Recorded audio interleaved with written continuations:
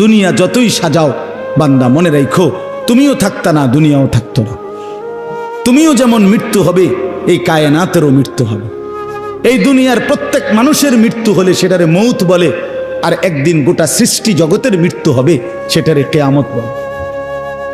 সেটারে কিয়ামত বলে। কেউ থাকবে না, আল্লাহ কথাটা বারবার মনে করাইছে। তোমার যেমন মৃত্যু হবে, সৃষ্টি জগতেরও মৃত্যু হবে। ইজাস সামাউন ফাতারাত ওয়া ইদাল কাওয়াকিবুন তাসারাত। আল্লাহ বলেছেন ইজাস শামসু কুফিরাত। আল্লাহ তাআলা এভাবে বারবার বলছে ইজাস সামাউন শাক্কাত, আসমান ভেঙে যাবে, চূর্ণ বিচূর্ণ হয়ে যাবে, তারকারাজি খসে খসে পড়বে, সূর্য চন্দ্র আলোহীন হয়ে পড়বে। আল্লাহ তাআলা বলেন ইদা রাজ্জাতিল আরদু রাজ্জা, জমিন পাউডারের মতো রেজা রেজা পাউডার হয়ে যাবে। আল্লাহ তাআলা বলছে পাহাড়গুলো তুলার মতো ধুলির মতো উঠতে থাকবে। আল্লাহ বলছে বান্দা একদিন আমি গোটা কায়নাত আমি শেষ করে দেব, আমার সংসার আমি গুছায় ফেলবো, আমার এই কায়নাত আমি আল্লাহ তাআলা ইসরাফিলের সিঙ্গার ফু দিলে আমি আল্লাহ তাআলা গুটিয়ে ফেলবো। এই কথাটাই আপনাদের সামনে এখানে আমি শুনাইতে চাই, এই অল্প একটু শুনে।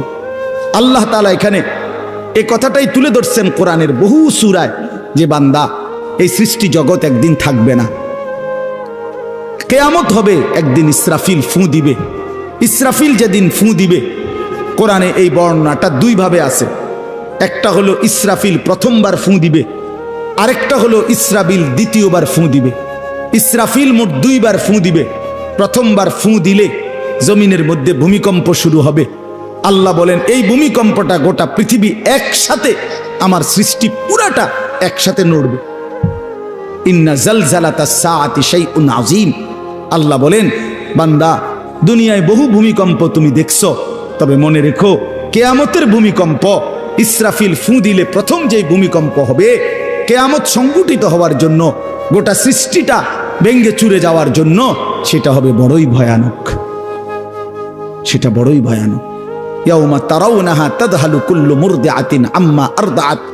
কোরআন শরীফে আছে এই প্রথম ভূমিকম্প যখন শুরু হবে জমিনে, ইসরাফিলের ফু শুরু হবে, সব কিছু যখন ভাঙতে শুরু করবে, আল্লাহ তাআলা বলেন যে মা তার দুধের বাচ্চা কোলে দুধ খাওয়াচ্ছিল, ওই মা সন্তানকে ছুঁড়ে ফেলে দিয়ে পাগলের মতো ছুটতে থাকবে।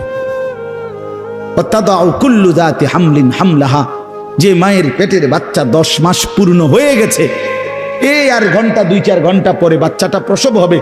আল্লাহর কসম, আল্লাহ কোরআনে বলছে সেই গর্ভধারিণী মা 10 মাস যে তার সন্তানকে গর্ভে লালন করেছে, ইসরাফিলের ফু দিলে জমিনের কম্পন যখন শুরু হবে, ভূমিকম্প, তখন এই গর্ভধারিণী মা এভাবে দৌড়বে, এভাবে ছুটবে, নিজের বাচ্চা নিজের থেকে খালাস হয়ে পড়ে যাবে, বা ফিরেও তাকাবে। ও তারা নাসা সুকারা, আল্লাহ বলে সমস্ত মানুষগুলো বাতালের মতো দৌড়তে থাকবে। এইভাবে সব কিছু কাঁপতে কাঁপতে সব কিছু কিছু দূর গিয়া গিয়া ভাঙ্গা ভাঙ্গা পড়বে, মুখ থুবড়ে পড়বে।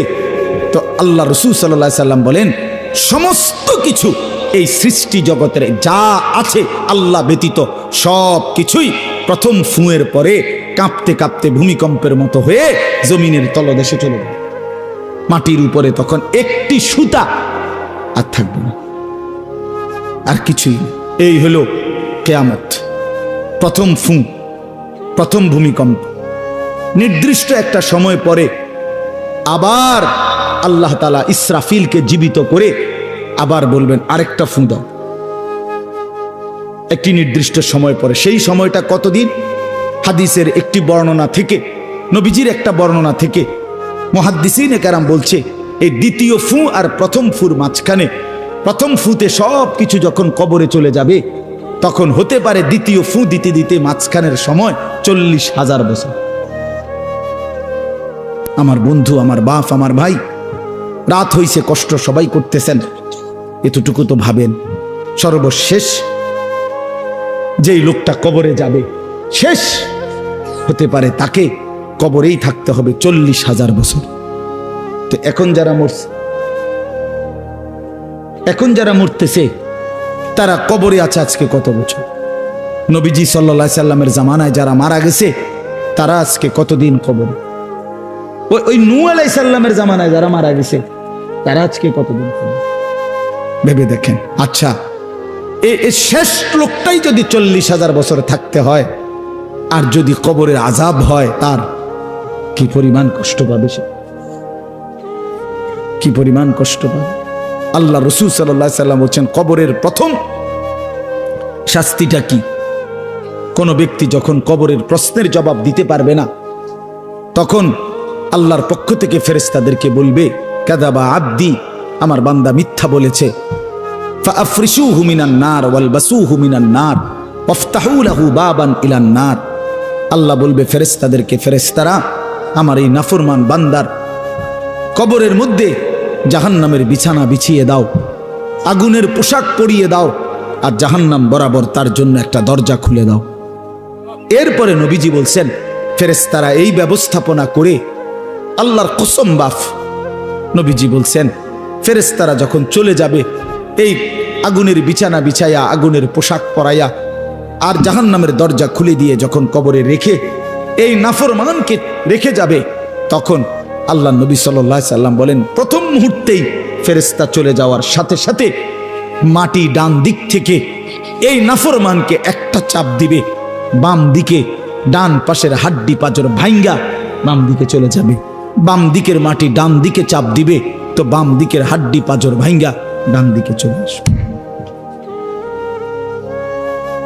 আল্লাহ আমাকে মাফ করে দেন। আল্লাহুম্মা ইন্নী আউযু বিকা মিন আযাবিল কবর।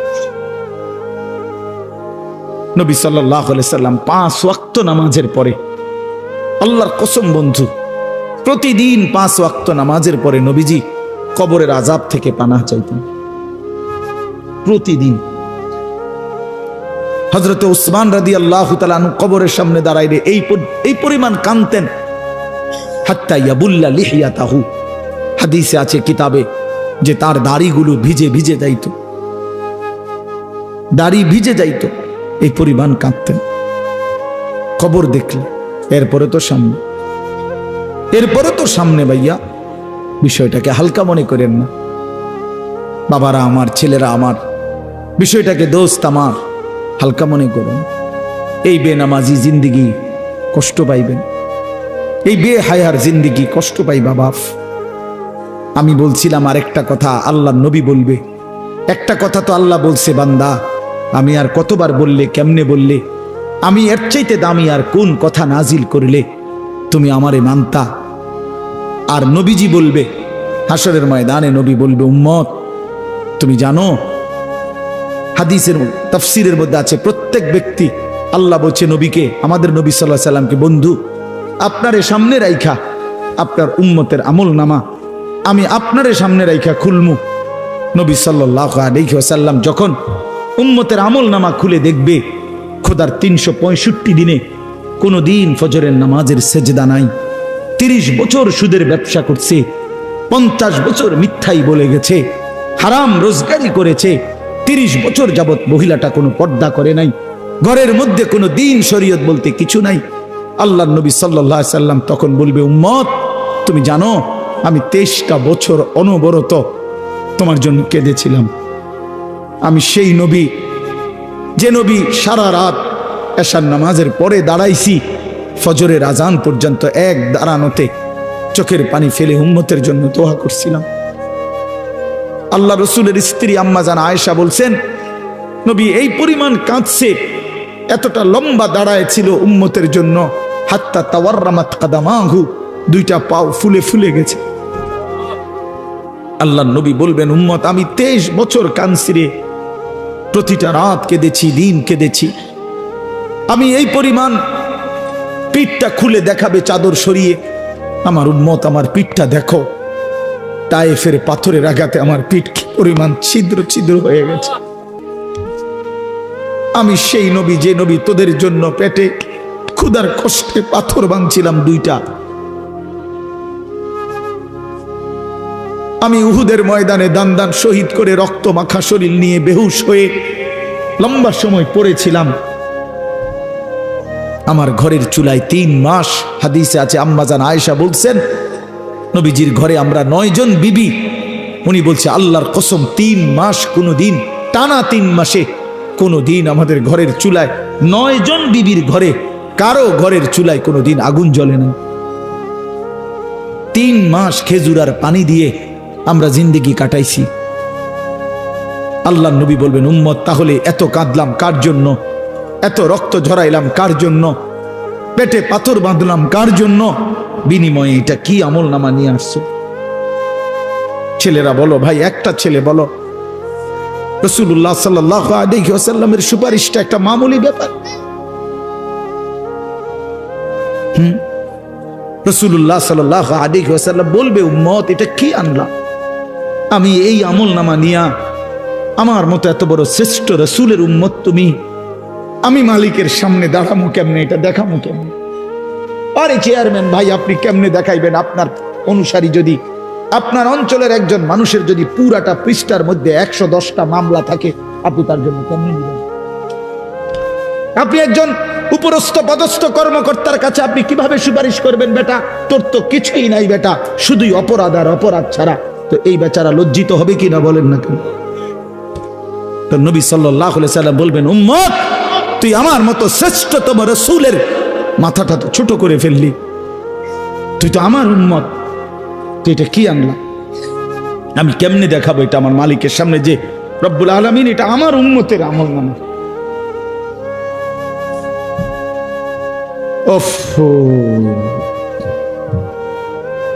চলেন ভাই,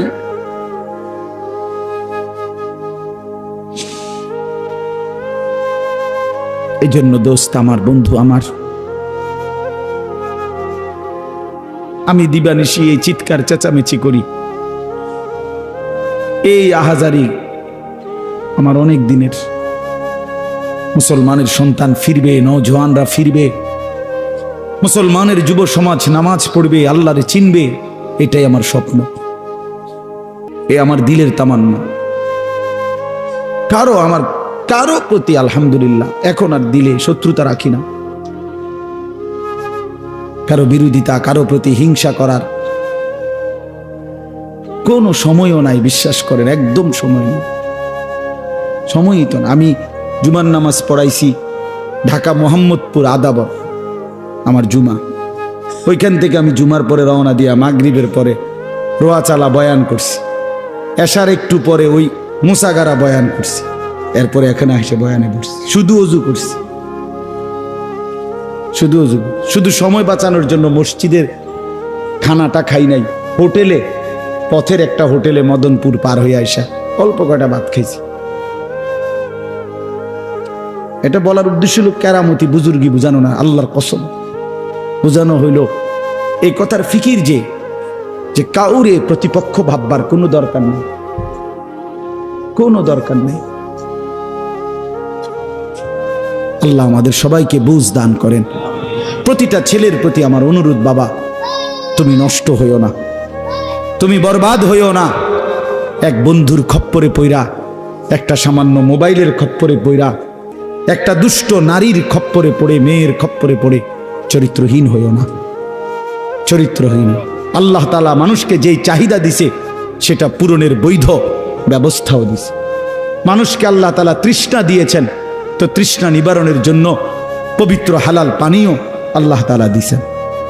মানুষকে আল্লাহ তাআলা ক্ষুধার চাহিদা দিয়েছেন, তো হালাল খাবারও আল্লাহ তাআলা দিয়েছেন। তো মানুষের লজ্জাস্থানের যেই চাহিদা, শাহওয়াত, যৌন চাহিদা, এটা আল্লাহ তাআলা দিয়েছেন, তো এটা পূরণের জন্য হালাল স্ত্রী আল্লাহ প্রত্যেক পুরুষের জন্য ব্যবস্থাও রেখেছেন। কেন নষ্ট হইবে? চরিত্রহীন হইবা কেন? উলঙ্গ ছবি আর নর্তকীর পিছনে জীবন শেষ করে দিবা কেন? কি দুঃখে বন্ধু নষ্ট হইলা বলো? অনেক ছেলে তো এখানে বসছো মাশাআল্লাহ, কিন্তু অনেক ছেলের চেহারা দেখলেই বোঝা যায় ভাইয়া নামাজ পড়ো না, চেহারায় সেজদার চিহ্ন নাই। দোস্ত আমার, চিহ্ন নাই। আল্লাহ আমাদেরকে মাফ করে দেন। তো আল্লাহ তাআলা বলেন, ইসরাফিলকে আল্লাহ দ্বিতীয়বার উঠাবে, উঠাইয়া বলবে, ইসরাফিল আবার ফুঁ দাও। এই আবার ফুঁ দিলে এবার আবার জমিন কাঁপতে শুরু করবে দ্বিতীয়বার। তো প্রথমবার ফুঁ দেওয়াতে জমিন কাঁপতে কাঁপতে সব কিছু কই গেছিল? নিচে, মাটির নিচে। মাটির উপরটা কি? খালি, ফাঁকা না? এইবার দ্বিতীয়বার যখন ইসরাফিল ফুঁ দিবে, মাটি কাঁপতে কাঁপতে ভূমিকম্প শুরু হলে এবার জমিনের সমস্ত কিছু ভিতরে যেগুলো ছিল সব কিছু জমিনের উপরে উঠে আসবে, একেবারে একটা সুতা সহ। গরু, ছাগল, মানুষ, জিন, স্বর্ণ, রৌপ্য, হীরা, মণি, মুক্তা, জহরত, সব সব সব, শুধু মানুষ না, একেবারে সব কিছু, একেবারে আদম আলাইহিস সালামের জামানা থেকে ইসরাফিলের ফু পর্যন্ত যত কিছু মাটির তলে গেছে সব মাটির উপর উঠে আসে। ইদা জুলজিলাতিল আরদু জিলজালাহা, আল্লাহ তাআলা বলেন এই দ্বিতীয়বারের ভূমিকম্প জমিনে যখন হবে, ওয়া আখরাজাতিল আরদু আসকালাহা, জমিন তার তলদেশ থেকে তার ভেতরে যা কিছু বোঝা জমিনের মধ্যে ছিল সব কিছু সে জমিনের উপরে তুলে দিবে। তুলে দিলে তখন তাফসীরের মধ্যে আছে এই যে স্বর্ণ, রৌপ্য, মণি, মুক্তা, টাকা পয়সা, হীরা, জহরত, অর্থ সম্পদ, এগুলোর স্তূপ থাকবে। আশ্চর্য কথা শোনেন, সরাসরি হাদিসে আছে, নবীজি বলছেন এই স্বর্ণ, রৌপ্য, মণি, মুক্তাগুলো তখন আল্লাহর কুদরতে কথা বলবে। এইগুলা, এই অর্থ সম্পদগুলা, মানুষের যে অর্থ সম্পদ, এগুলো কথা বলবে। কি কথা বলবে? চোরেরে ডাক দিবে, আইনা সারিক, এই চোর, এদিকে বাটফার, এদিকে এই সম্পদের জন্য চুরি করেছিলি, আজ যা দরকার নেই।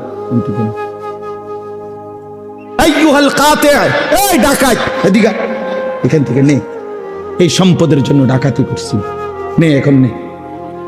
সরাসরি হাদিস আছে, রাসূলুল্লাহ সাল্লাল্লাহু আলাইহি ওয়াসাল্লাম বলছেন এই অর্থ সম্পদ ডাক দিয়া বলবে, হে আত্মীয়তার সম্পর্ক ছিন্নকারী বেঈমান, এদিকে এই সম্পত্তির জন্য আপন ভাইকে বঞ্চিত করছিলি, আপন চাচাকে বঞ্চিত করছিলি, আপন ভাতিজারে বঞ্চিত করছিলি, এর জন্যই আত্মীয়তার সম্পর্ক ছিন্ন করেছিলি, এখন নে যা লাগবে নে, হারাম কর এখন নে, সুদখোর কত টাকা দরকার তোর এখন নে।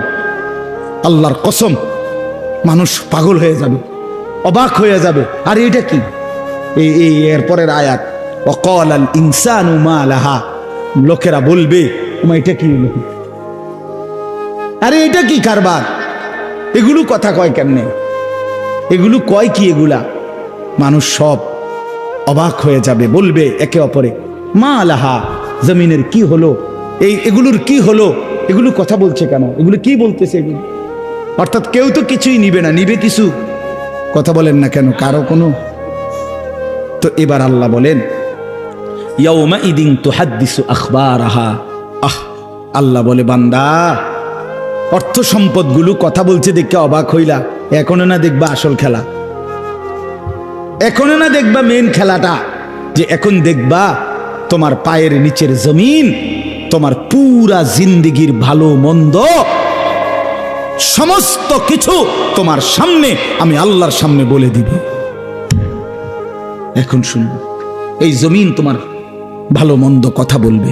ইয়াউমা ইদিন তুহাদ্দিসু আখবারাহা, তোমার প্রতিটা মিনিট সেকেন্ড একাকী প্রকাশ্য, ঘরে বাহিরে, লোকালয়ে, আলোতে, অন্ধকারে, রাত গভীরে, দিনের আলোতে, তুমি যা ভালো করেছো তাও বলবে, তুমি যা মন্দ করেছো তাও বলবে। রাত গভীরে তাহাজ্জুদের নামাজ পড়ছিলা, এই জমিন এখন বলবে রাত গভীরে জিনা ব্যভিচার, মদের আড্ডা, জুয়ার আড্ডায়, নারীর আড্ডায় পড়েছিলা, এটাও এখন বলবে। শুনবে, এখন শুনবে। তখন লোকেরা বলবে হায়, জমিন কেমনে কথা বলে, সম্পদ কেমনে কথা বলে। তো আল্লাহ বলেন বিআন্না রাব্বাকা আওহা লাহা, এজন্য বলে যেহেতু আল্লাহ তাআলা আদেশ করেছে। আল্লাহ আদেশ করলে তার গোটা সৃষ্টি কথা বলে, তাহলে মূলত জিহ্বায় কথা বলে না, আল্লাহ আদেশ করলে গোশতের এই টুকরাটা কথা বলে। নাহলে যেই লোক, আপনারা কোনো বোবা দেখছেন, কথা বলেন না, বোবা মানুষ দেখছেন কখনো? তো বোবা মানুষের তো জিহ্বা নাই, ঠিক না? আছে না? আছে কিনা বলেন না? তো হে কথা কয় না কা, কথা বলে না কা কেন, মানে কথা বলে না কেন, মানে জিহ্বা তো আছে কিন্তু কথা বলে না কা। বুঝা গেল কি? আল্লাহর হুকুম হলে কথা বলে। যে কানে শুনে না, তার এখান দিয়ে এরকম কান নাই, তো হে শুনে না কান, তাহলে কানে দিয়ে শুনে না, আল্লাহর হুকুম হইলে শুনে। যে অন্ধ, সে তার কি এরকম চোখ নাই, তো হে দেখে না কা। মূলত আল্লাহর হুকুম হলেই চোখে দেখে, নাইলে দেখেন। তো ঠিক আল্লাহর হুকুম হইলে গোশতের এই টুকরাটা যদি কথা বলতে পারে, আল্লাহর হুকুম হইলে গোটা সৃষ্টিও কথা বলতে পারে, গোটা সৃষ্টিও কথা বলতে পারে। এবার আসেন এই শেষ ইয়াউমাইদিন ইয়াসদুরুন নাসু আশতাতাল লিয়ারাউ আমালাহুম, ফেরেশতারা সমস্ত মানুষকে দলে দলে দলে দলে গ্রুপ গ্রুপ করে ভাগ করে দিবে। আর এই ভাগে ভাগে লোকেরা নিজেদের পুরা জিন্দেগির আমলনামা দেখার জন্য, নেওয়ার জন্য নির্দিষ্ট জায়গায় যাবে। ফেরেশতারা বলবে যান, সামনে যান।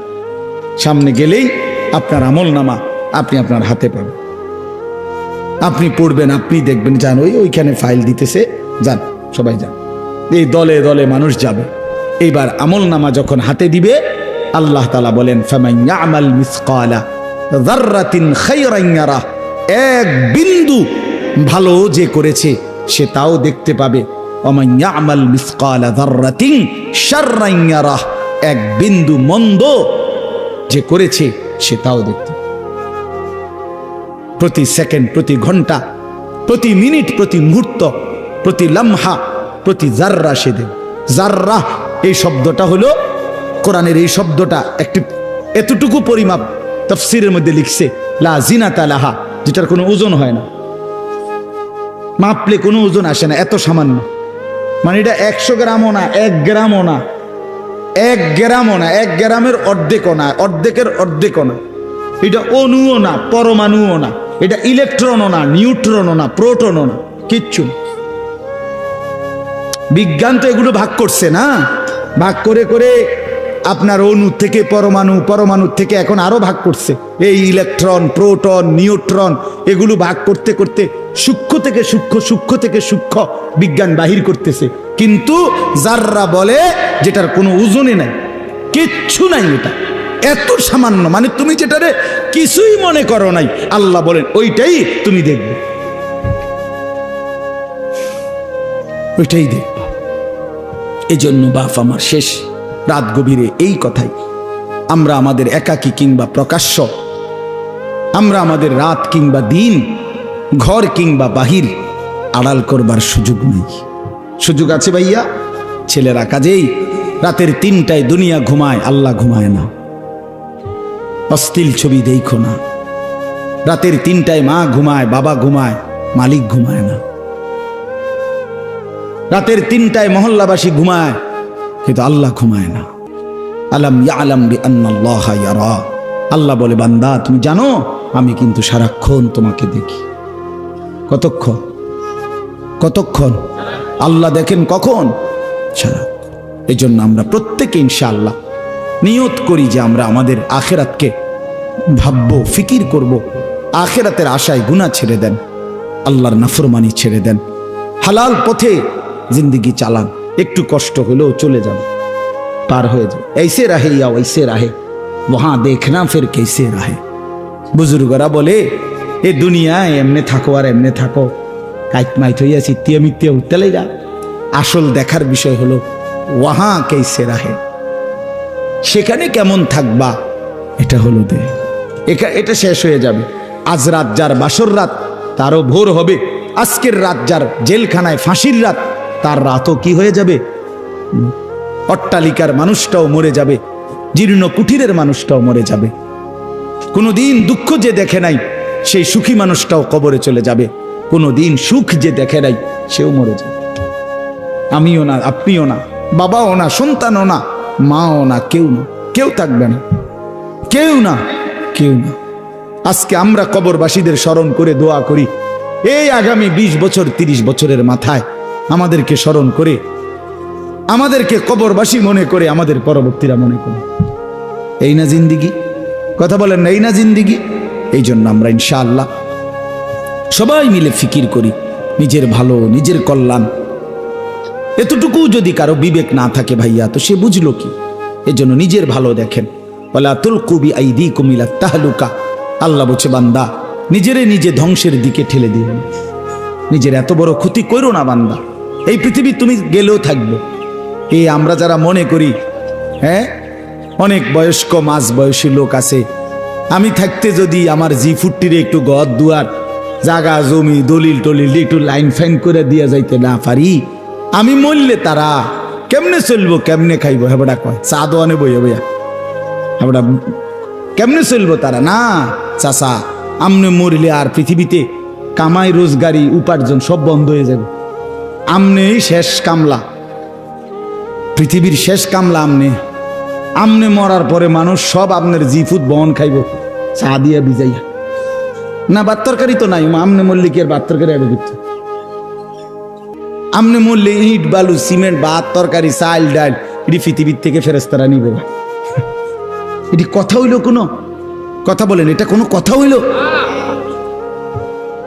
এই পৃথিবীতে আল্লাহ তাআলা যাকে হায়াত দিছেন তার জন্য রিজিকও রাখছেন অতএব দয়া করে এই ভুল না করি কেন সুদের টাকায় কিস্তির টাকায় হারামের টাকায় সন্তানকে আপনি উপার্জনের জন্য দুনিয়া দেশে কিংবা বিদেশে কেন পাঠাইতে হবে কে বলল আপনারে এই দায়িত্ব আপনার দিল কে যে আমি বেটা জাহান্নামে গিয়া হইল তোরে বিদেশ পাঠান লাগবো সুদে টিয়া লইয়া কিস্তিতে টাকা লইয়া কেন বলেন না এটা কোনো ইনসাফের কথা হইল এটা পৃথিবীর কোন আইনে আছে না আল্লাহর কোন আইনে আছে তো এটা কি এটা হলো লুভি আমনে আবার কলজাটা খুললা চান আবার কলজার ভিতরে হলো লোভ এই জন্য আবার কিস্তি লইছে সুদ লইছে ফুতেরে টাকার মেশিন বানাইয়া পাঠাইছে বিদেশে যে তুই শুধু টাকা পাঠাইবি তোর চাচা জমি বেচবো তোর জেডায়ও জমি বেচবো উত্তর দিকের এন্দিয়া 10 শতক বেচবো হুঁচি টাকা রেডি রাখতে হইব নাই তো কি নাই তো কে বললো আপনারে হারামের মাধ্যমে আল্লাহর নাফরমানি করে স্ত্রী সন্তানের সংসার সাজাইতে এই সংসার সাজে না এই সংসার বরবাদ হয় আল্লাহ তাআলা আমাদেরকে বুঝ দান করেন চলেন হালালের উপরে চলি আল্লাহকে রাজি খুশি করে চলি 5 ওয়াক্ত নামাজের মাধ্যমে জিন্দেগি কাটাই বলেন আলহামদুলিল্লাহ।